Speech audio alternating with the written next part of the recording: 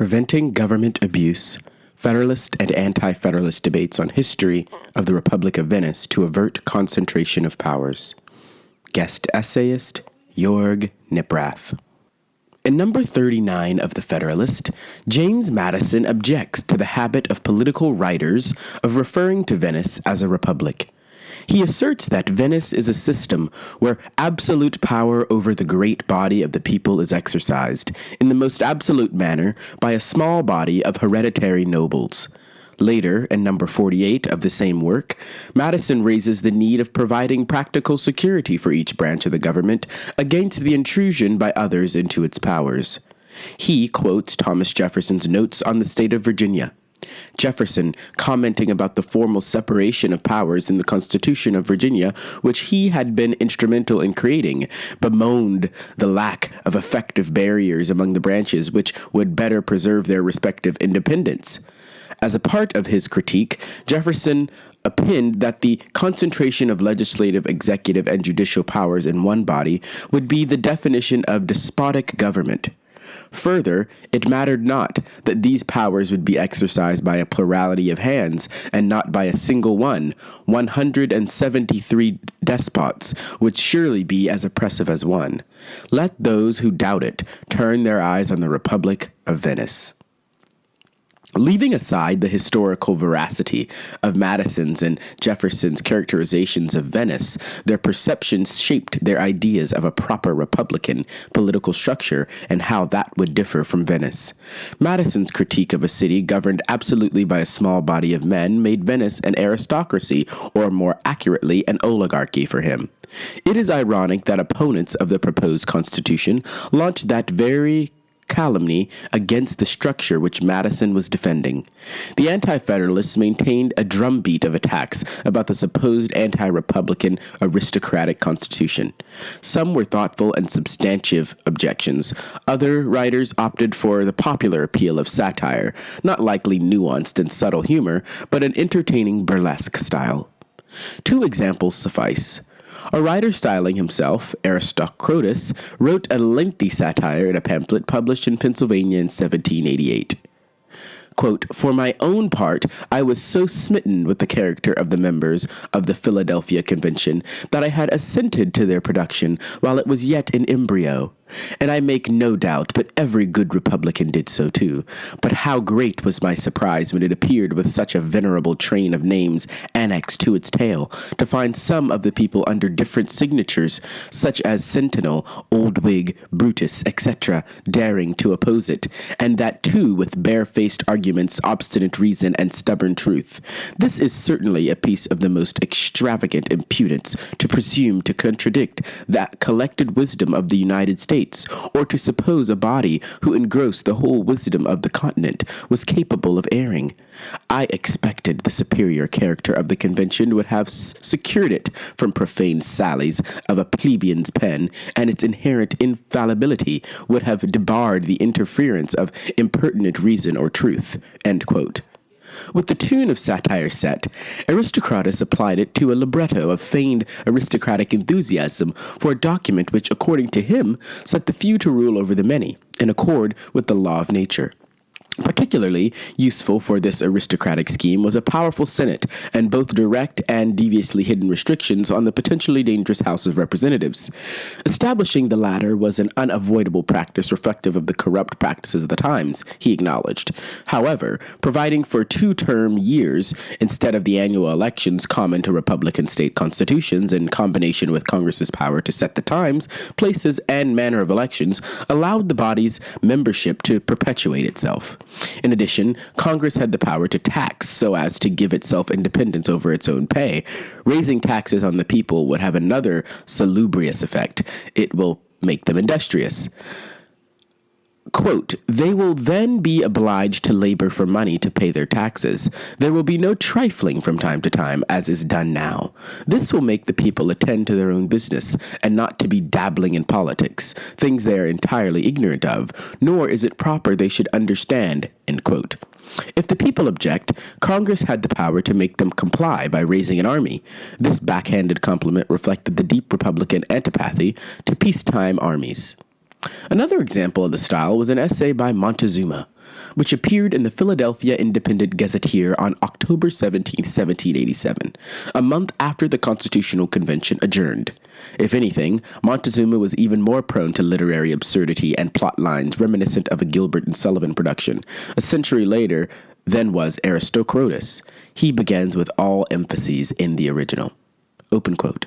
We, the aristocratic party of the United States, lamenting the many inconveniences to which the late Confederation subjected the well-born, the better kind of people, bringing them down to the level of the rabble, and holding in utter detestation that frontispiece to every Bill of Rights, that all men are created equal, beg leave, open parentheses, for the purpose of drawing a line between such as we think were ordained to govern and such as were made to bear the weight of government without having any share in its administration, close parentheses, to submit to our friends in the first class for their inspection the following defense of our monarchical aristocratic democracy, close quote. After this mockery of the Constitution's preamble, Montezuma proceeds to a listing of provisions that animate his imagined Constitution. Any semblance of republicanism in the actual proposal, such as the election of the House of Representatives, is a mirage. After all, the actions of the House can be overridden by the aristocratic Senate's refusal to go along or by the monarchic president's veto. Moreover, there is no limit to their re-election, so that the basic Republican principle of rotation of office found in the Articles of Confederation is eliminated. This will result in perpetual re-election and soon make the representatives permanent members of the ruling elite. The Senate is the main home of this elite and is structured with long overlapping terms so that there is continuity in membership to acculturate any newcomers to the elite ways. The states are made subordinate to and dependent on the national government and will be absorbed by our grand continental vortex or dwindle into petty corporations and have power over little else than yoking hogs or determining the width of cartwheels. The office of president is so named to fool the rubes with a republican title which hides his kingship. After all, we all know that Cromwell was a king with the title of protector. He is the head of a standing army which will start out small, ostensibly to defend the frontier. Now a regiment and then a legion must be added quietly. This allows the elite to entrench ourselves so as to laugh at the cabals of the commonalty. There is no Bill of Rights, including the great evil of freedom of the press. The list goes on, concluding his send-up of the Constitution through its closing phrase, Montezuma writes, signed by unanimous order of the Lords spiritual and temporal, a direct reference to the British House of Lords. Montezuma and Aristocrotus recited the common themes of the Constitution's opponents about the document's insufficient republicanism, long terms of office, no rotation in office through mandatory term limits, and aristocratic Senate, president elected and re-elected for sequential lengthy terms, a standing army, consolidation of the formerly sovereign states into a massive national government, and lack of a Bill of Rights. There were other more specific concerns raised by thoughtful opponents, but the foregoing resonated well with the citizenry. If those themes divined a Constitution's non-Republican character, Venice looked a little different from what the Philadelphia Convention had produced. True, a formal nobility was prohibited under the Constitution, but there had been no formal nobility set in place in Venice until the previous constitutional structure was changed in 1297. Rather, wealth determined one's status. Further, the commoners controlled the operations of the government through the bureaucracy.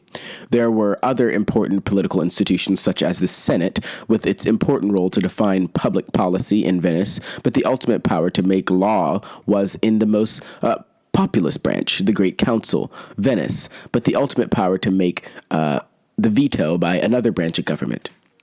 Unlike the proposed American system, membership in the Venetian state and the execution apparatus, with the exception of the Doge, was limited to annual or even shorter terms, as was the practice in the early state constitutions. While the president's selection was filtered through electors chosen by the state legislatures, and the election might finally be determined by the House of Representatives, the selection of the Doge occurred through a process which had a strong component of what was classically viewed as a democratic tool, the drawing of lots of the names of those who would make that selection. The likelihood of a cable controlling the convoluted process in order to install a puppet as the head of the government was no more likely in Venice than under the Constitution. Moreover, the Doge had little formal power, unlike the president. Finally, Venice had no standing army, although it did have a large and powerful navy. In short, to an opponent of the Constitution, aristocratic Venice had at least as republican a character as the proposed American system, and Madison's contemptuous dismissal of the city was a small group governing with the absolute power sounded hollow.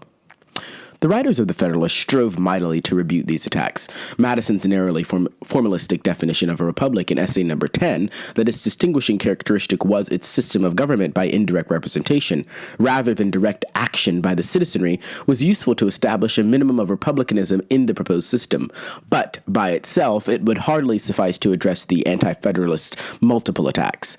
Madison understood this weakness and went on the attack, clearly turning his opponent's arguments against them in connection with the problem of factions and their threat to individual liberty and political stability. Today, that essay is considered a brilliant insight into how political actors operate and how the form was practical men who set up the constitutional machinery for our system of interest group politics, later dubbed by the American political theorist Robert Dahl as Madisonian oligarchy. Yet, at the time of its publication, essay number 10 aroused hardly a murmur. The reason likely was that few disputed his premises or his discussion about the existent sources and problems of factions in society, seeking their own ends in contrast to the Republican ideal of the general welfare. Alexander Hamilton, for one, had addressed the same point in essay number 9. As well, no one really challenged his definition as a necessary characteristic of a republic. They disagreed about its sufficiency for a republic, and more profoundly, about whether the Constitution adequately balanced the self-interest of factions while at the same time preserving liberty. As in so many other instances, the writer of the Federalist took to heart the maxim that the best defense is a good defense. Madison argued first that the Republican principle of the vote, as qualified by the states themselves per the Constitution, would protect against extended dominance by some political minority. As to liberty, Madison asserted that the very variety of political factions spread across the country made the National Council less likely to succumb to a dictatorship of an entrenched faction than would be the case in a similar, culturally more homogeneous polity, whether democratic or republican in structure, such as a state or a city, including Venice. In a memorable paragraph, he wrote, open quote, "The influence of factious leaders may kindle a flame within their particular states, but will be unable to spread a general conflagration through the other states. A religious sect may degenerate into a political faction on a part of the Confederacy, but the variety of sects dispersed over the entire face of it must secure the national councils against any danger from that source. A rage for paper money, for an abolition of debts, for an equal division of property, or for any other improper or wicked project will be less apt to pervade the whole body of the Union than a particular member of it, in the same proportion as such a malady is more likely to taint a particular county or district than an entire state." End quotes. In other words, to prevent the deleterious effects of factions, the answer is the more the better, and the larger the domain, the more factions will exist. And at least the sense of guarding against a federal or tyrant, diversity really is our strength. He repeated this defense of the general government in other essays, including one of the most renowned, number 51. Essay number 51 also provides a thoroughgoing refutation that the states will be consolidated into the general government, and that the latter will degenerate into a tyranny. Madison relied on the formal structural separation of powers with its mutual checks and balances, and on reflections about human nature. As to the first, he found common ground with his opponents.